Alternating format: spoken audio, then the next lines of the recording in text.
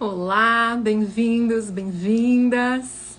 Hoje é a nossa estreia, nossa primeira aula, em que a gente vai estar conversando sobre as práticas integrativas e complementares e as coraças musculares. Micheline, minha querida, bem-vinda. Uma alegria ver você aqui, saudades. Hoje é um dia bem importante. Eu tô aqui reabrindo, né? Uma semana de diálogos, uma semana de aulas. Há 2 anos, mais ou menos, aproximadamente, que eu não fazia esse trabalho solo com as coraças musculares, então tá sendo um reencontro num outro momento. E eu quero dar boas-vindas para todo mundo que tá chegando. Eli, Micheline, Michele, querida. Glice Machado, bem-vinda. Bem-vindas, pessoal. Uma alegria estar aqui com vocês. Então, não sei se vocês me conhecem, algumas aqui eu já sei que conhecem um pouquinho da minha trajetória. Então, bem devagarinho eu tô aqui, vou dando boas-vindas para o pessoal que está chegando, vou trazendo um pouco da minha trajetória enquanto isso, e a gente vai conversando, tá? Primeiro recadinho que eu quero dar é que essa primeira semana, ela será uma semana com um link, de fato, por aqui, pelo Instagram, porque eu tô num momento de reativar minha página de trabalho do Instagram, que tá bem parada, eu preciso fazer uma movimentação dessa entrega, né? E a partir dessa semana e desse encontro, eu vou começar a abrir links privados, tá? Então terão também aulas, além das lives daqui dessa semana, teremos aulas gratuitas, fechadas, que são aulas em que a gente vai começar a experimentar o corpo, muitas aqui não vão começar, né? Vão continuar a experimentar o corpo, a trazer a bioenergética, a tirar as dúvidas para um lugar um pouquinho mais protegido, um pouco mais seguro, porque a gente sabe que esse tema muitas vezes acaba mobilizando questões profundas e que é preciso aí a gente cuidar desse ambiente de uma maneira um pouco mais privativa, tá?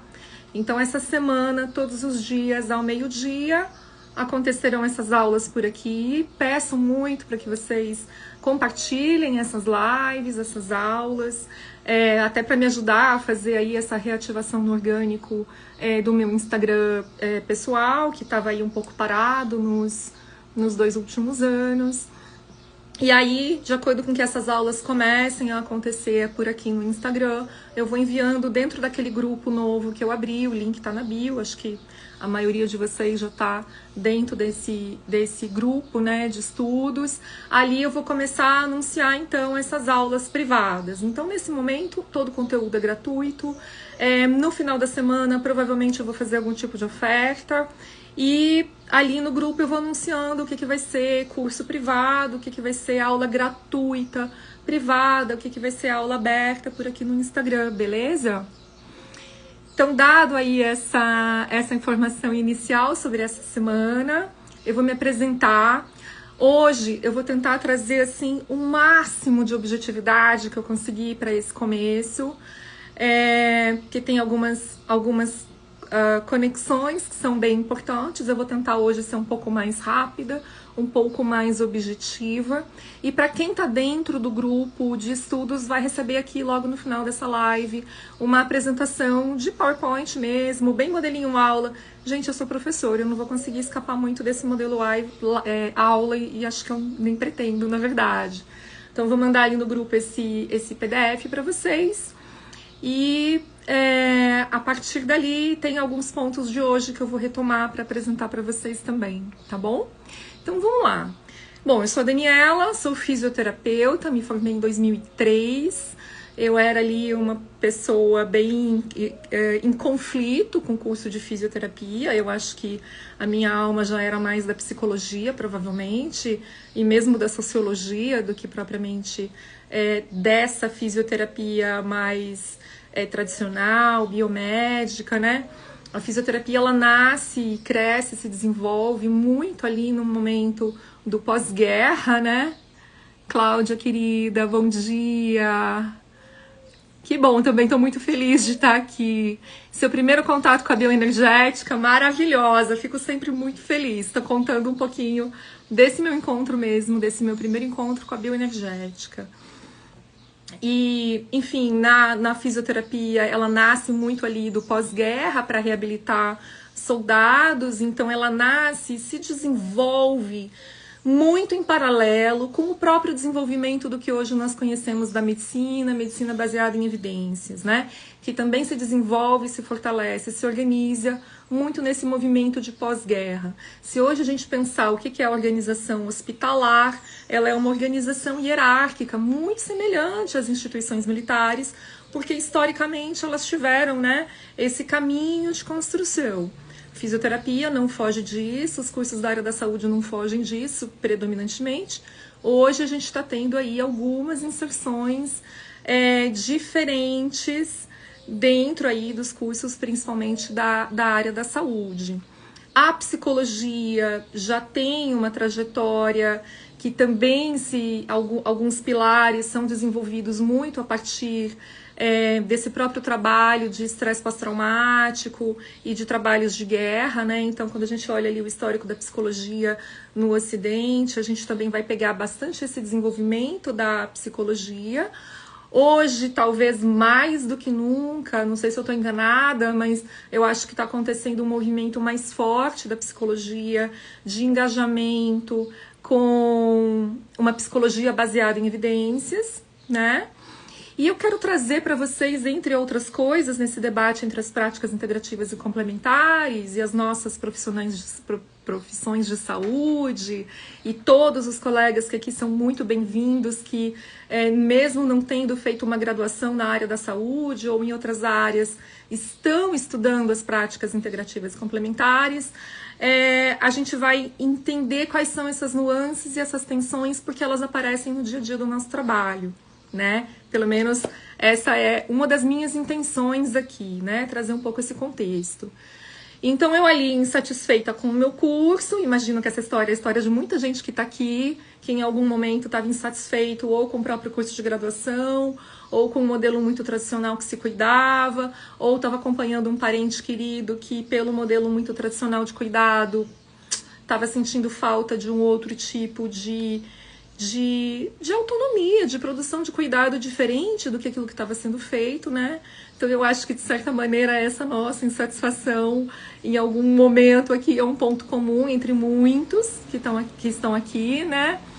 No Brasil, a gente ainda encontra num número menor pessoas que nasceram em famílias muito alternativas, que conheceram lá a homeopatia desde pequenos e que tem toda uma vida de trajetória que vem por uma cultura familiar.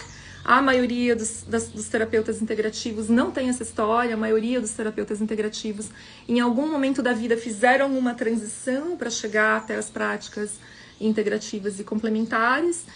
E, enfim, a gente chega hoje aqui nesse momento em que o Brasil, pelo menos o Brasil, tem uma política pública de práticas integrativas e complementares desde 2006.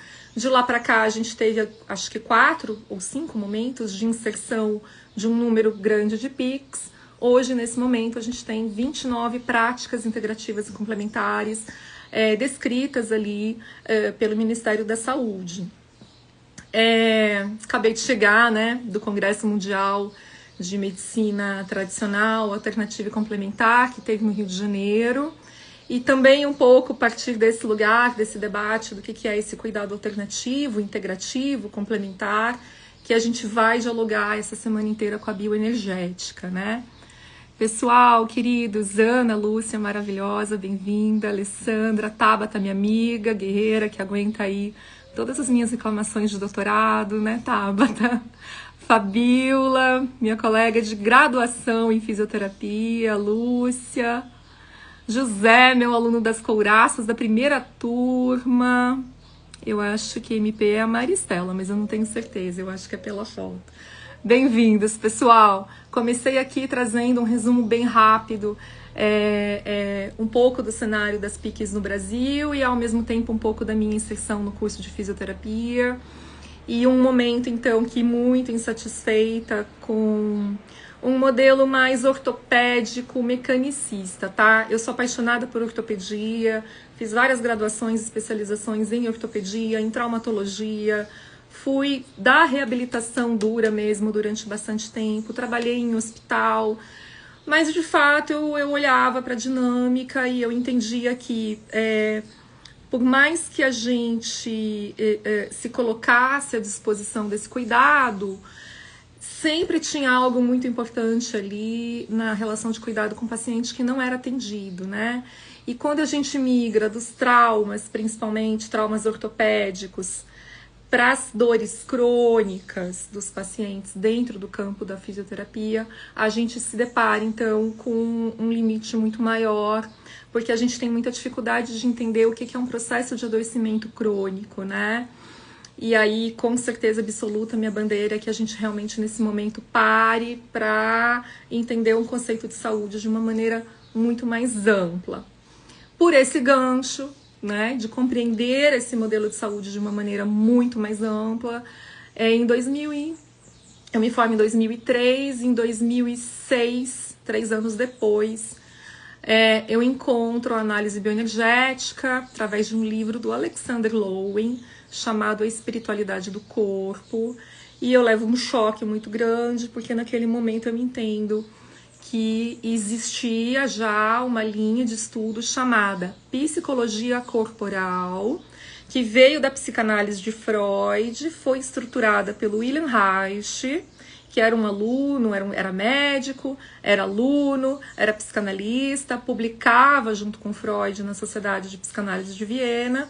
Esse cara, então, ali, que é um psicanalista, que é um médico, mas que também tem um entendimento muito profundo da cultura, da sociedade, de outras questões em jogo, ele começa a fazer um olhar para o corpo, uma descrição do corpo, concomitante, simultânea, totalmente assim, imbricada com aquilo que a medicina já estudava de desenvolvimento neuromotor, por exemplo, né? O Freud, obviamente, já faz isso. O Freud já começa a olhar para as fases do desenvolvimento da criança e já começa a tecer as relações que as crianças estão desenvolvendo ali com os cuidadores centrais. Mas é de fato o Reich que pega esse gancho de olhar para o corpo, levando então para um foco para o corpo, né? Ele vai colocar o corpo em ação na clínica, ele vai tentar procurar dentro desse corpo onde esse corpo travou, ficou tenso, ficou duro, ficou inibido de se expressar corporalmente, né? Então, quais desses afetos impedidos não chegaram para fora, né? Que amor é esse que eu não posso te contar? E que como é que isso fica registrado no meu corpo, esse impedimento, né? Ou que amor é esse que eu tenho desespero para ter, mas que algo me inibe a buscar, né? Ou a me colocar nesse lugar de eu desejo ter. E como é que isso vai configurando ou não, entre outras coisas, nosso desenvolvimento emocional, psíquico e físico também, até um certo grau, né? Não de uma maneira determinista. Nada do que eu vou falar aqui é determinista, né, gente? Ontem uma pessoa me perguntou ali no Instagram, né? Dor mecânica e emocional, gente, realmente não é por aí o debate, né? Nada do que eu estiver trazendo para vocês, eu quero que chegue de uma maneira taxativa, estereotipada. Pelo contrário, a intenção aqui é mais que a gente abra caixas de reflexão do que a gente feche caminhos, né? Então, a dor emocional, a dor mecânica, né? Ela é uma dor emocional? Depende muito, né? Se você tem um fechamento postural decorrente de uma dor emocional profunda e você se estrutura no mundo dessa maneira, isso vai começar a gerar uma série de consequências para o teu organismo, na maneira como você anda, se fecha, se relaciona, e é óbvio que a longo tempo isso pode ser algo um pouco mais estruturante, né? Agora, o caminho de maneira nenhuma é um caminho de ser excessivamente fixa em alguma dessas afirmações, né? Então, eu gostaria de, nesse momento, trazer para vocês, pessoal, se for pintando algum tipo de questão, de dúvida, de comentário, vai trazendo aqui, tá bom? Que a gente vai fazendo essa conversa.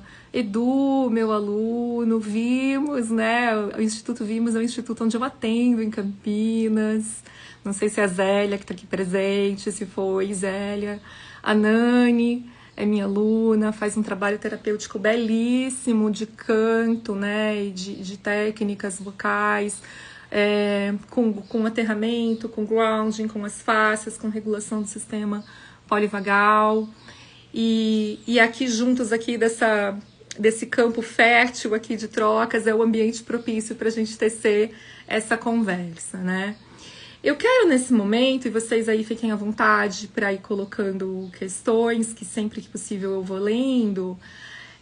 Eu falei muito rapidamente ali como chega, né, o próprio desenvolvimento da fisioterapia, e bem rapidamente eu quero trazer para vocês como é que chega aquilo que a gente chama hoje no Brasil de práticas integrativas e complementares, né? Então vamos lá. As PICs, né, esse novo movimento de práticas, a gente considera que ele é reinaugurado muito ali no movimento de pós-guerra, vem de uma cultura extremamente norte-americana, né, o modelo que a gente tem hoje, que ali nos Estados Unidos, no pós-guerra, acontecendo principalmente a Guerra do Vietnã, que é a primeira guerra que passa a ser televisionada, né, e que as famílias começam a ter uma noção maior do que é a violência de uma guerra, né? Esses heróis de guerra, né? Esses veteranos, eles começam a retornar para suas casas com aquilo que comumente a gente vai chamar de sintomas de estresse pós-traumático, né? Então, eles chegam com vários sintomas de estresse pós-traumático, muita dificuldade de ressocialização nesse novo ambiente, um organismo que está em hiperalerta, situações gravíssimas de insônia, de estresse, uma violência que não ficou na guerra, mas que volta para a sociedade, né? Então, uma violência que ele não consegue mais segurar. Então, muitas vezes, essa pessoa ela foi para a guerra de uma maneira extremamente organizada, doce, afetivo, um filho querido, um marido amoroso, etc, etc, etc. E quando retorna, ele não se reconhece nessa nova sociedade, a família não o reconhece nessa nova sociedade, devido ao sofrimento que é você passar por algo brutalmente traumático, que são os eventos de guerra, né? Que são as situações extremas de guerra, em que o nosso corpo está em ápice, limite de sobrevivência. E mais do que isso, e aqui cabe um alerta para todos nós, né? Toda vez que nós fazemos algum ato em nome do nosso trabalho, da nossa instituição, do nosso chefe, seja lá de quem for, em nome de Deus, mas que seja um ato contra um princípio interno nosso, toda vez que a gente age dessa maneira, a gente invoca pra gente, a gente experimenta corporalmente, a gente pode experimentar corporalmente um momento de cisão, e não é qualquer cisão, é um tipo de cisão traumática que, ou se ela é muito intensa, ou se ela é muito repetida, a gente pode chamar de lesão moral, né? Dor moral. Então, essa dor moral, ela está muito vinculada à nossa própria violação de si, em nome de algo, em nome do Estado, da bandeira, da farda. Eu mato uma criança, eu não consigo salvar um amigo, eu faço algo que pessoalmente eu não acredito, eu não gostaria de estar fazendo. Se a gente pegar esse gancho da lesão moral e trazer para o nosso cotidiano, das nossas relações afetivas, do próprio debate de gênero e raça aqui no Brasil, né? O número de pessoas que hoje têm uma vida marcada e centrada em não só trabalhar, mas aguentar. Tragam essa palavra com vocês hoje. Aguentar situações não só muito estressoras, mas estressoras contra o próprio desejo interno.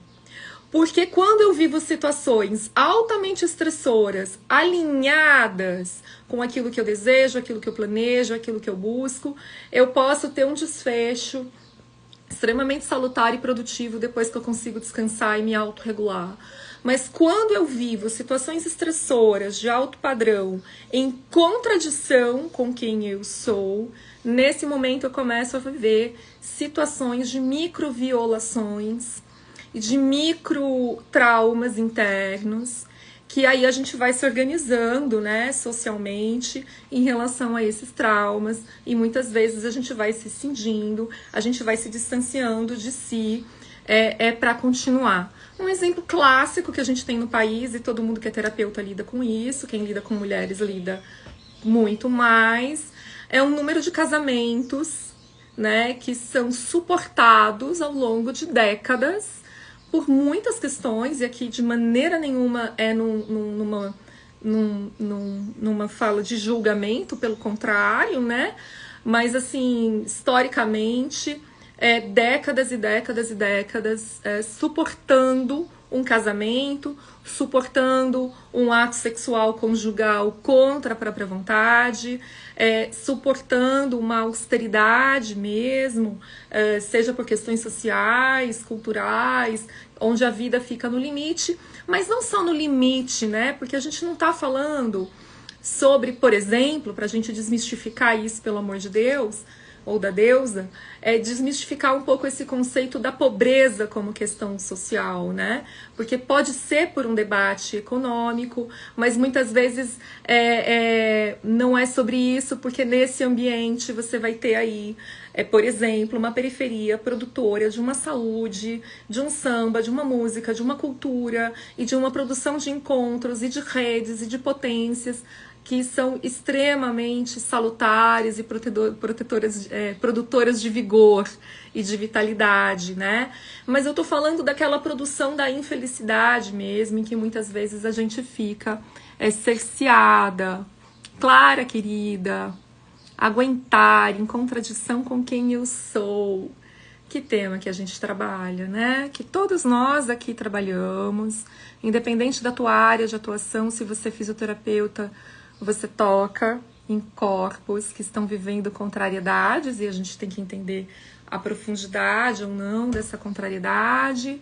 A galera da massoterapia, a galera da clínica psi, a galera do tantra, os terapeutas sexuais no geral, enfim. E muitos e muitos e muitos terapeutas integrativos que trabalham com reiki. E essa pessoa chega, por exemplo, ali no teu consultório para receber uma sessão de vertente energética, mas que quando você está trabalhando também nesse campo, você também está trabalhando com esse corpo, com esse organismo carregado de história e de toda uma organização psíquica e corporal. Beleza? Que bom você falar disso, Dani. Falo muito disso. Quando me questionam se só quem tem segurança financeira pode descansar. Claro, esse debate é tão potente, né? Até porque nessa cultura do desempenho, e esses dias eu li alguma coisa sobre isso, eu acho que foi daquele antropólogo que tá famoso agora aqui nas redes sociais, o Michel, que tá trabalhando Coisa de Rico, né? O livro é Coisa de Rico.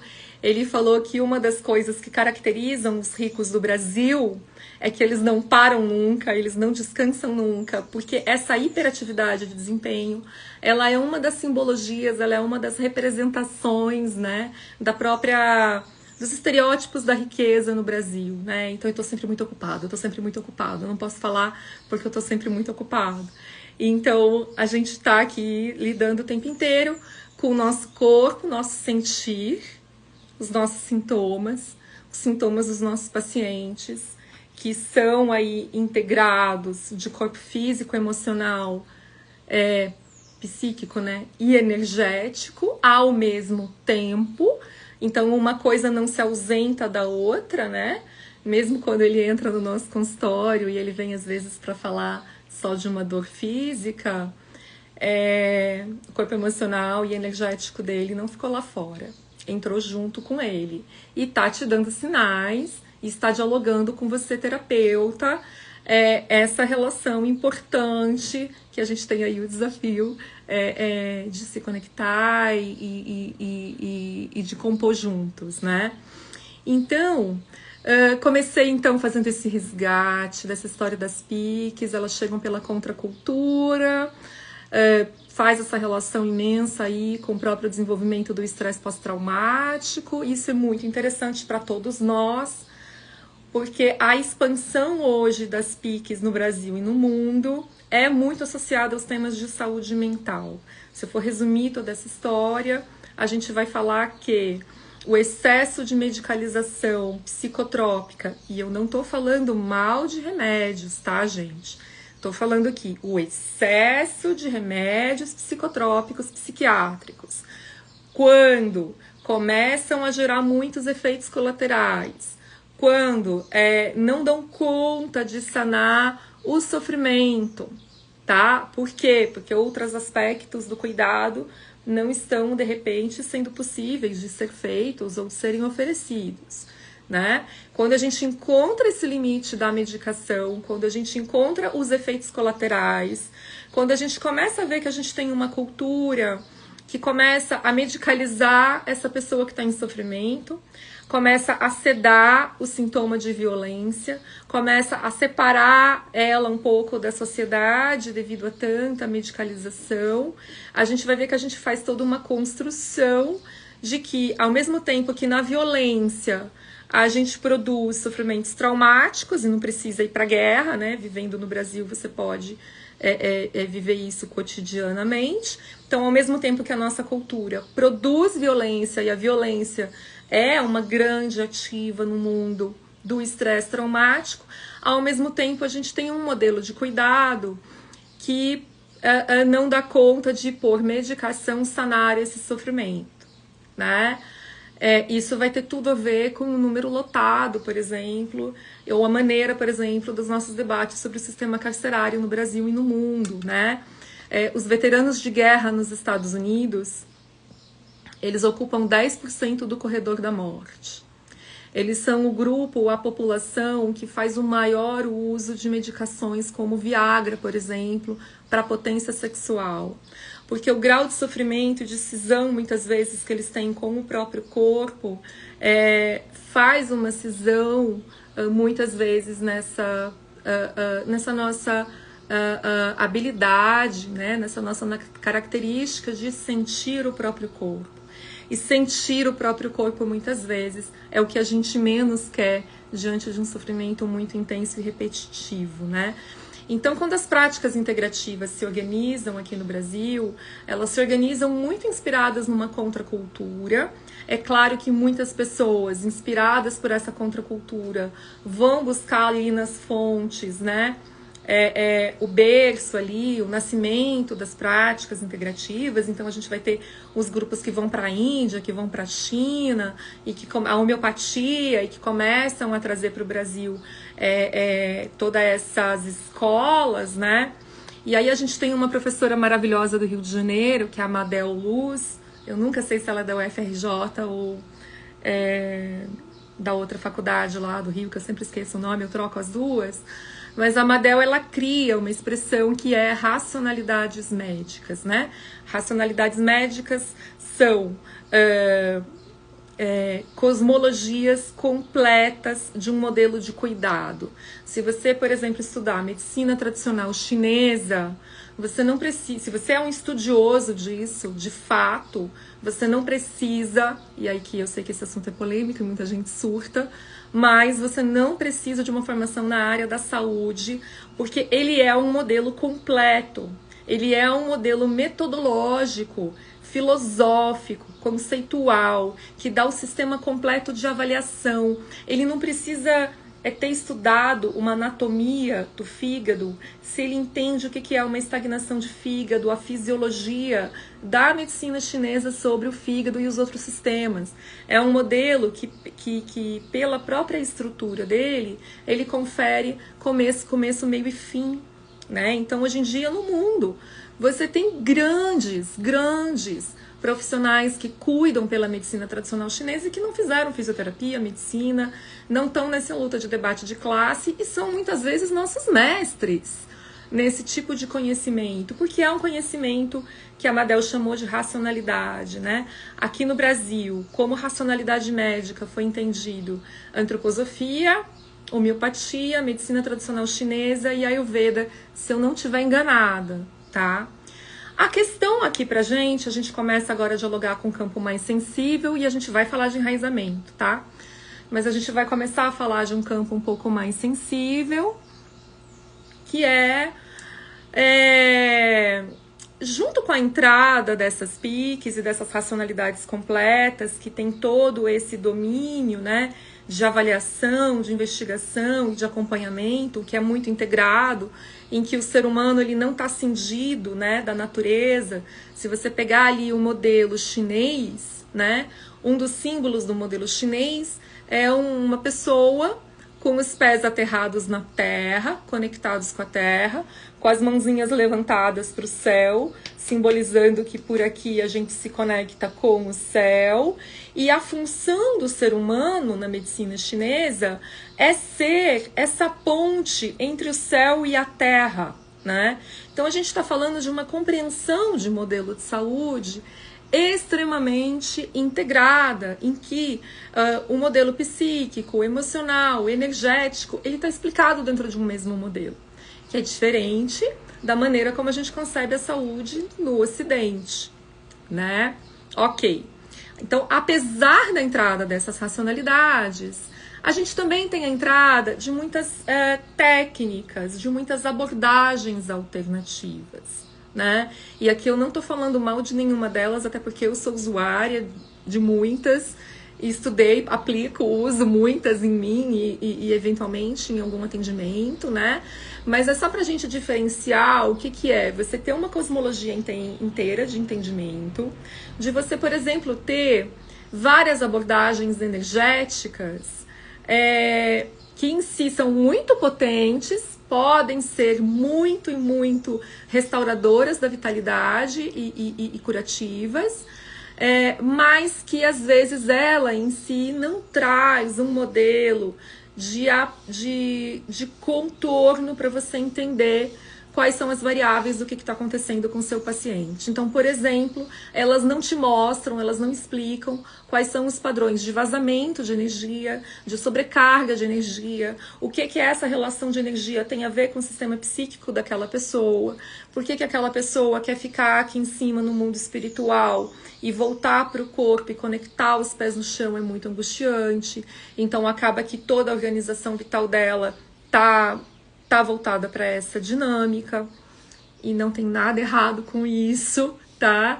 Mas é um sistema corporal organizado para um tipo de experiência que pode ser diferente da minha experiência, né?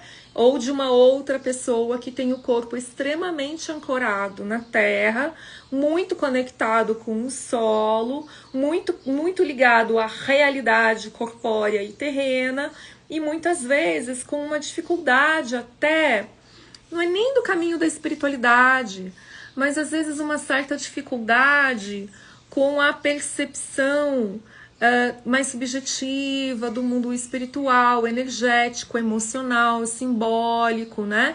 Então, assim, a gente vai ter essas organizações corporais de maneiras muito distintas. E é nesse momento que eu quero trazer para vocês uma proposta, né, que eu defendo apaixonadamente, de que quando a gente trabalha com muitos modelos energéticos diferentes, é interessante a gente ter, gente, aqui eu não quero trazer como obrigatoriedade, mas é interessante demais a gente ter uma escola que organiza a compreensão energética, tá? Vocês concordam com isso? Vocês concordam com essa perspectiva? Vocês acham que eu tô sendo muito rígida, muito taxativa, muito assim, como é que eu posso dizer, cerceando aí a liberdade das práticas? Ou será que a gente está dialogando aqui num caminho comum? Coloca um comentário para mim, coloca um coração, coloca alguma coisa aqui pra gente ver se a gente está caminhando aí para um lugar conjunto. Legal, Mi, obrigada. Super concordo.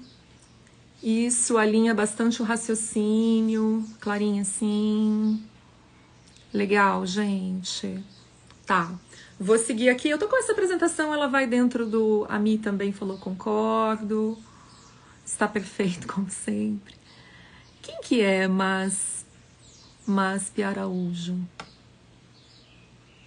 Tô querendo saber depois quem que é, mas tudo bem. Ana Karina, Murilo. Legal. Então, vamos lá. Tem uma apresentação que vai para vocês dentro do grupo, mas se eu ficar aqui trazendo para vocês a parte histórica, eu vou ficar nisso, gente. Vocês não vão querer. Tá.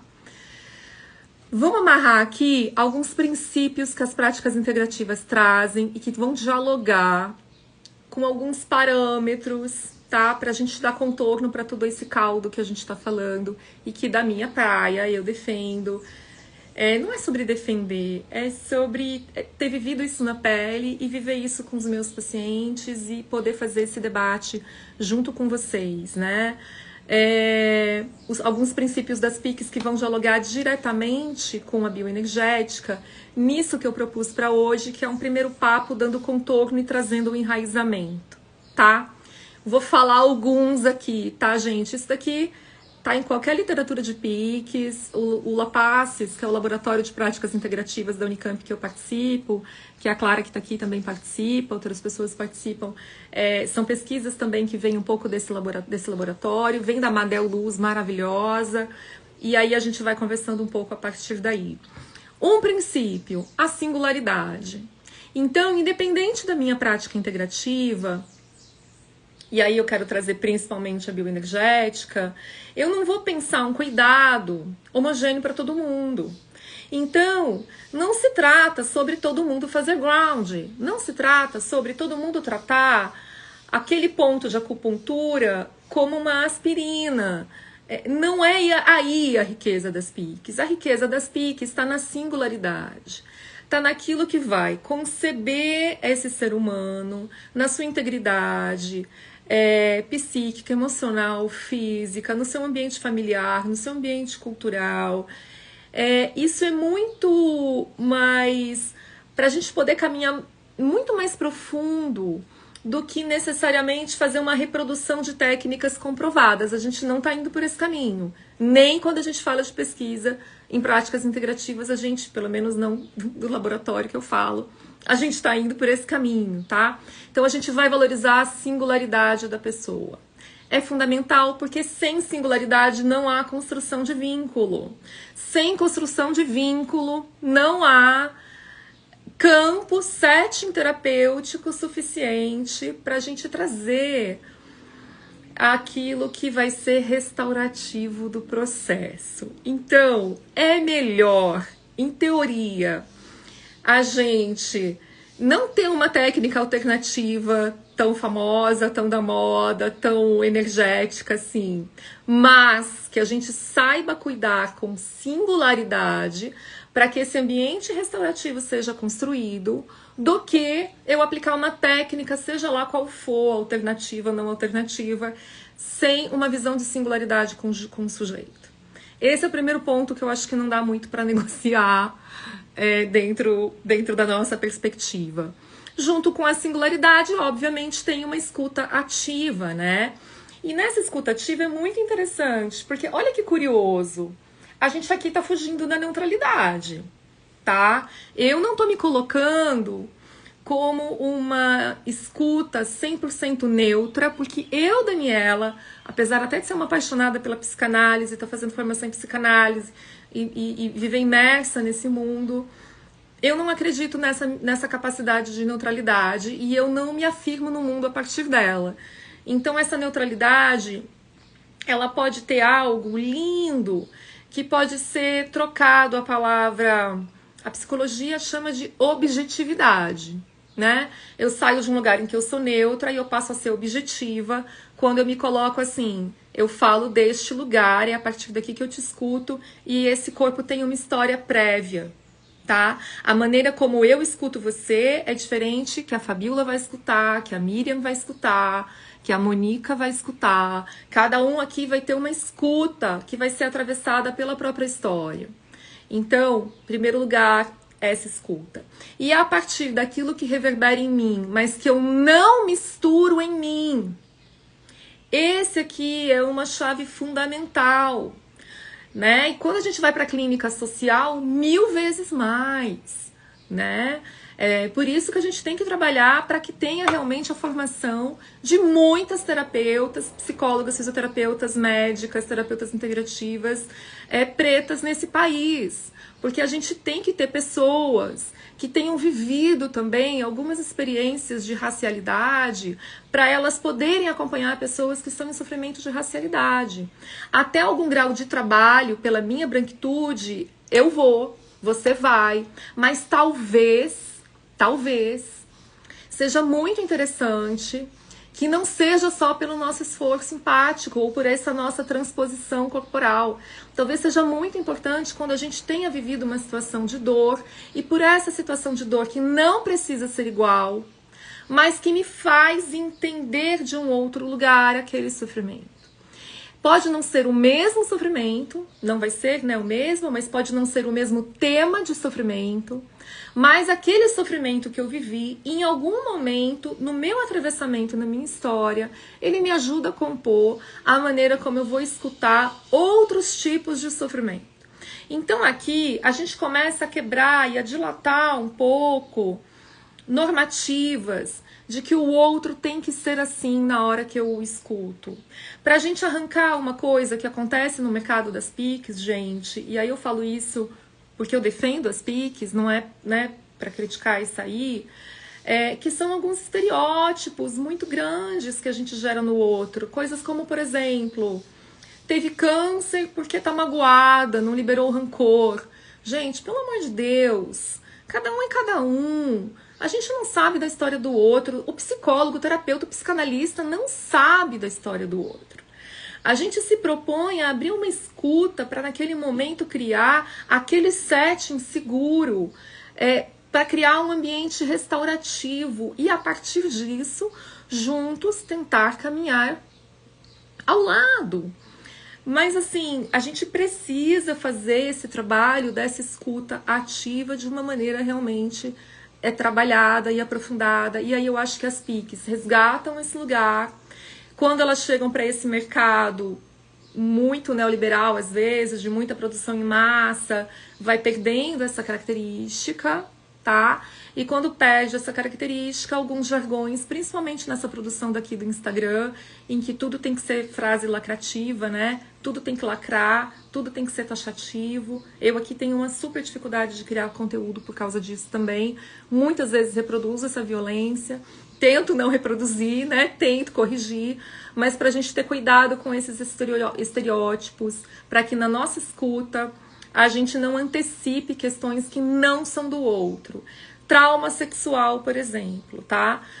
A gente vive numa sociedade amplamente reprimida sexualmente, mas nem tudo aquilo que está registrado na nossa pelve, que está inibindo o nosso prazer, necessariamente foi um abuso sexual. E se foi, a gente tem que entender esse abuso num determinado campo de segurança, em uma fase saudável, acolhedora para o nosso cliente, para a nossa paciente.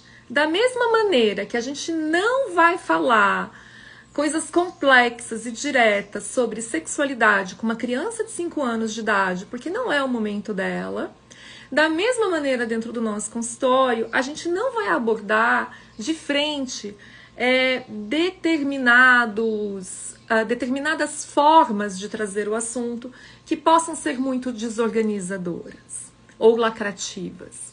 Porque tem momentos que isso pode chegar. E aí a gente vai fazer a pergunta maravilhosa, né? Quem estava lá no congresso da Cevasco de Estudo Cultural. E é muito haitiano isso que ela traz, né? Ela não estava falando da clínica, ela estava falando da literatura. Mas eu vou puxar para nossa clínica. A sua clínica é produtora de sementes de vida. A sua clínica é produtora de sementes de morte e adoecimento. Se o nosso paciente sai de uma sessão de análise, de PICs, do que for, com uma autoimagem negativa sobre si, com uma sensação de que porque ela foi abusada, tá ferrada, não tem jeito, ou porque ela viveu uma experiência difícil com os pais, ela tá fixada naquele lugar, ou que de repente o sintoma dela não terá solução.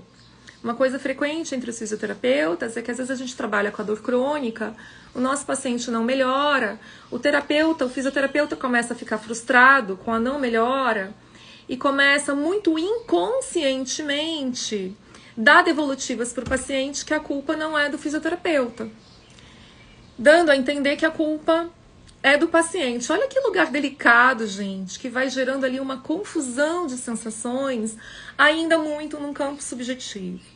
Então, esse é um ponto importante pra gente.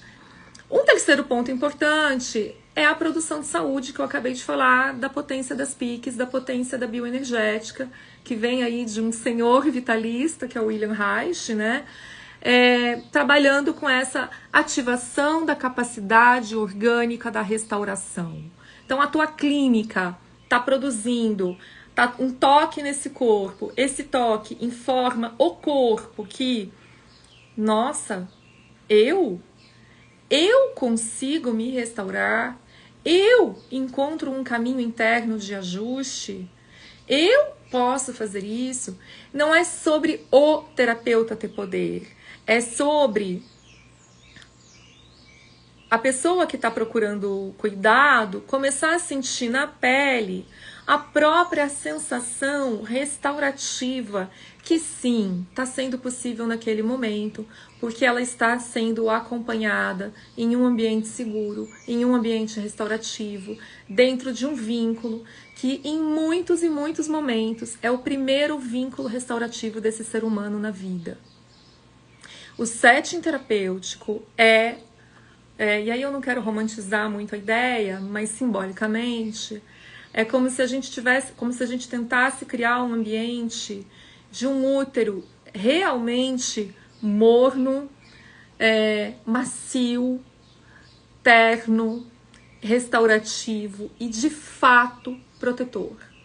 O nosso setting terapêutico, por mais que a gente vá cruzar resistências, e justamente porque a gente vá atravessar resistências, atravessar negações, tocar em assuntos que são delicados, exatamente por isso, esse campo tem que ser construído primeiro, para que essa produção de saúde possa acontecer e que nós terapeutas, que a gente não bata na tecla de estereótipos, porque estereótipos adoecem, fixam, marcam.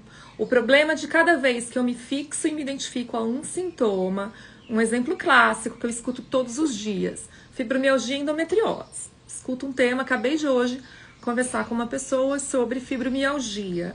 Ontem, com uma paciente minha sobre endometriose. Eu tive endometriose.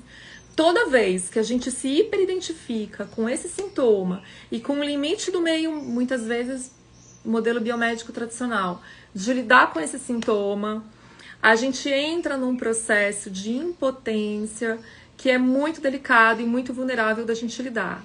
E a nossa proposta aqui é que a gente encontre um chão seguro para essa pessoa poder começar a colocar os pés, pisar, se estruturar em cima das próprias pernas e a partir dessa experimentação com o corpo, acompanhado por uma pessoa que está numa relação segura de cuidado, num ambiente restaurativo, que a partir de toda essa dinâmica, esse corpo volte então a sentir: opa, eu tenho condição de retornar à minha produção de saúde. Eu não vou usar isso como uma metáfora direta, indireta, de cura de todas as doenças. Não é sobre isso, não é sobre esse tipo de cura, de conceito biomédico que a gente está falando.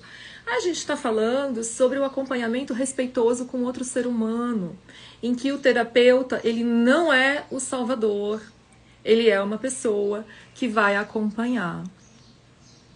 É isso aí. Cuidado emancipador, autonomia.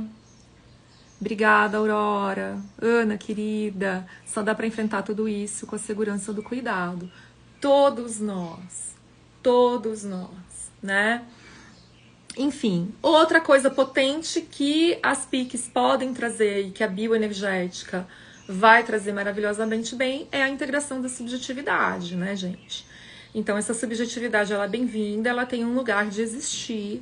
Por mais racional que seja o nosso paciente, a gente está concebendo que essa pessoa racional, que de repente está com sintoma físico, ela traz com ela uma série de subjetividades, essas subjetividades construídas a partir de uma história de vida que tem uma ancestralidade que tem contexto histórico, cultural, social, né? Então, não é que a gente vai saber tudo isso, mas a gente abre a nossa percepção de que isto está integrado nessa pessoa que está procurando essa clínica de escuta e de cuidado, né? Só para vocês saberem, eu não lembro o ano, mas no DSM, né? Que é um compêndio disso, eu não vou saber explicar agora, gente, fugiu completamente a palavra, mas é um sistema organizador de diagnósticos em saúde mental. No DSM-5, a psicanálise foi retirada. Foi no 5 ou foi no 4? Foi retirada. Por quê? Porque ela é demasiadamente subjetiva e ela não pode ser reproduzida em série. Então, obrigada, Zé, querido. Obrigada, a gente tenta, né, Zé? A gente se esforça. Todos nós aqui. E aí, essa remoção da subjetividade do modelo de compreensão de saúde mental, que é um ambiente onde os terapeutas integrativos mais estão presentes e que a clínica corporal da bioenergética, dos trabalhos do Reich e daqueles que vieram logo depois do Reich, que é a minha linha, né, da bioenergética, essa linha toda de trabalho, a gente tem então esse compromisso aqui de lida cotidiana, né? Por último, quero trazer para vocês que as PICs abrem a compreensão corajosamente, muito corajosamente, do reconhecimento de que a energia é uma parte importante ou às vezes central da restauração, mas da estruturação do sujeito. As PICs fazem isso muitíssimo bem, porque elas vão trabalhar com as práticas energéticas, do Reiki, do Theta Healing, de imposições de mão e de tantas outras recursos de cuidado, né?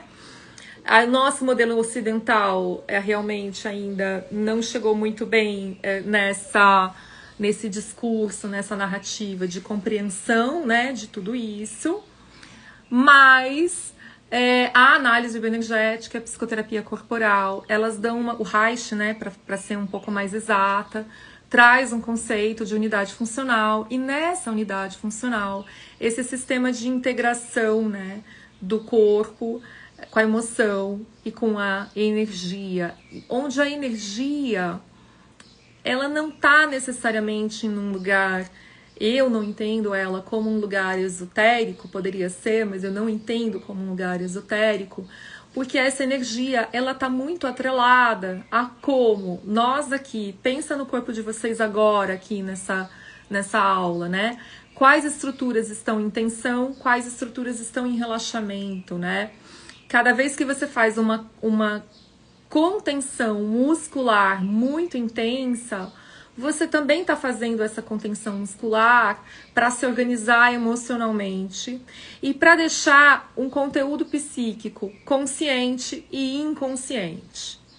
Eu contraio o meu corpo e quando eu contraio o meu corpo, tô aqui meio que entrando, né, numa definição de coraça muscular para caracterológica, né? Mas eu contraio o meu corpo e na minha contração eu dou conta de ver algumas coisas, mas também de não ver outras, né? Por uma regulação dessa estrutura, por exemplo, do anel ocular, que a gente vai trabalhar com esse anel amanhã, né?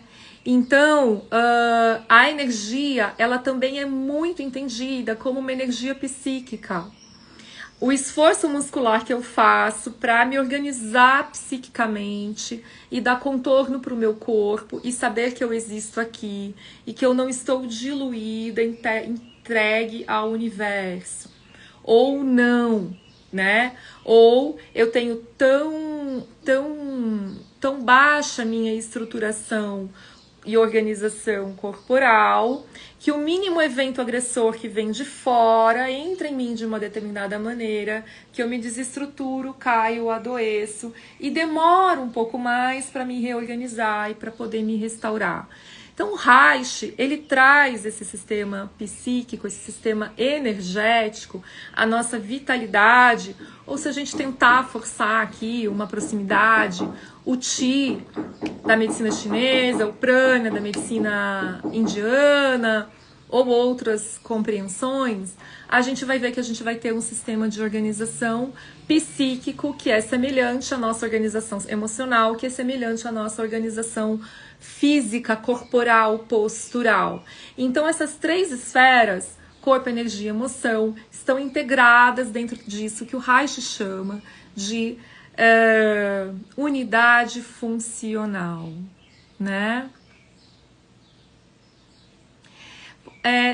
Cris, eu não vou entrar nesse tema de pseudociência hoje, apesar da minha apresentação que vai para o grupo, tem algumas pinceladinhas disso.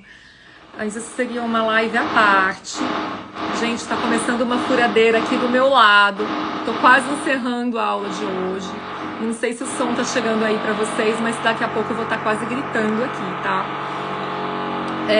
Se estiver atrapalhando vocês, me dá um toque. Mas a gente tá quase encerrando. Então eu vou abrir algo fora dessa semana pra gente poder conversar a questão da pseudociência. Estou até com muita vontade de convidar o Nelson, que é meu orientador, mas eu não sei se ele topa esse papo pelo Instagram. Eu vou tentar. Clara, me ajuda a tentar convencer o Nelson a vir aqui conversar sobre isso. Eu acho que seria algo bem interessante para a gente pensar as pseudociências, né? Mas, independente disso, a gente está aqui porque a gente, como diz lá um professor, né, Clara, que a gente pegou no Rio de Janeiro agora, esse modelo que define isto é ciência, isto não é ciência, serve para você? Serve para você, Cris? Ele não serve para mim. Apesar de eu estar na academia, apesar de eu estar fazendo doutorado, apesar de eu ser super categórica nos estudos, esse modelo de ciência que faz essa definição, ele não me contempla, ele não contempla, enfim, o tipo de cuidado que eu sinto que a gente precisa estabelecer. E eu não tô falando mal da medicina baseada em evidências nesse sentido. Eu só tô falando que tem um outro caminho de integração e de diálogo que a gente precisa construir juntos. E que isso também é ciência, na minha opinião, mas tudo bem. Pessoal, eu espero que esse primeiro contorno, apesar da gente não ter entrado no tema do grounding muito diretamente, a gente começou a dar um contorno histórico das PICs, um pouco de contorno aí de onde vem essa bioenergética, que também é salutogênica, que também produz singularidade, que também tem uma escutativa. A gente está compondo aqui similaridades de contorno. Eu quero fechar trazendo uma informação. Em muitos momentos, dentro das práticas integrativas e complementares, eu vou ter um organismo que vai ficar sobrecarregado com um tempo prolongado, por exemplo, de reiki, tá? E eu tô falando isso porque eu recebo essas pessoas no consultório que às vezes vêm desorganizadas. Outras pessoas chegam completamente nutridas, coradas, alimentadas, tendo feito o reiki com a mesma terapeuta durante o mesmo período de tempo, no mesmo dia, entendeu? Por quê? Porque são organizações corpóreas, psíquicas, energéticas distintas, por causa da nossa singularidade. E o que a análise bioenergética e a organização das coraças musculares, que eu vou trazer para vocês amanhã, o que elas conferem é esse contorno para a gente começar a olhar para o corpo e falar: opa, aqui tá legal, não vamos para um vazamento, tá? Opa, até aqui tá legal, não vamos sobrecarregar, tudo bem? A gente vai pegar esse gancho para continuar aprofundando ele nas próximas aulas. Eu tenho mais conteúdo aqui, mas hoje, especificamente, a gente vai trabalhar aqui só durante 1 hora. Eu quero saber como é que vocês estão e já quero adiantar que a aula de amanhã a gente vai pegar esse gancho, vai entrar no corpo e vai seguir no corpo diretamente. Amanhã, principalmente, pela questão do bloqueio ocular em várias instâncias. Mas eu quero saber como é que vocês estão nesse papo inaugural. Se tem algumas dúvidas, questões, podem trazer aqui e podemos continuar isto no nosso grupo.